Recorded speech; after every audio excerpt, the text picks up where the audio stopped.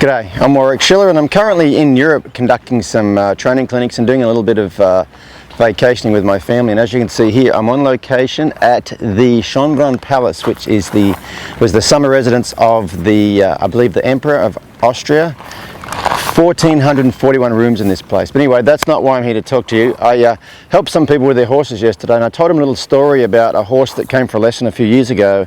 And I said, well, the next time I find a piece of ground I can draw on in front of a great landmark, I will show you. So that's what we're here about today. So I was telling them a story about, I had someone come for a lesson a few years ago, and they had a horse, and they told me that their horse runs away at the canter. It's good at the walk and the trot, but it runs away at the canter. But it's perfect at the walk and the trot. So what I did was I had them go in the arena.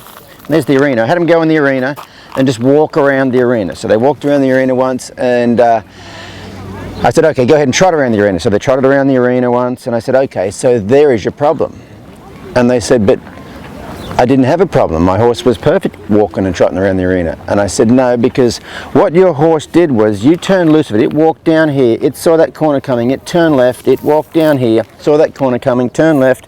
It made 4 left turns at the walk and 4 left turns at the trot, and didn't ask should it do any of them. It just assumed it should do it. It was just doing whatever it wanted. And I said, what I think your horse does at the canter is the same thing, whatever it wants. You know, you don't mind the things it does that it wants to do at the walk and the trot, but the canter you have trouble with it.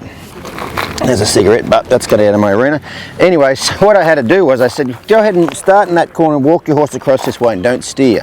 And so she walked across here, and when she got to this corner and that horse turned right, turn left, I had to immediately turn right and have it walk back there. And when it turned right, I had to immediately turn left.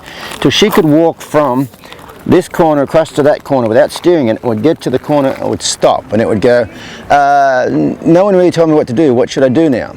So once it wasn't making decisions like that at the walk, then we did it at the trot. And so she trotted across here, and the horse just ran around the corner, and I steered had to steer the other way, and we did that until that horse would trot from that corner across here and stop. And I said, okay, now what I want you to do is go ahead and canter. And she said, well, now you're going to get to see him run away. This is where it gets bad. I'm like, cool, let's see it. So she turns around here, points that way, asks at the canter, it goes, canter, canter, canter, canter, canter, stop. And she looked at me and she said, my horse has never cantered that slow in its life. I said, well, let's turn around the other way and see what it does. So she turned around and faced this way. Asked it to canter, canter, canter, canter, canter, canter, stop.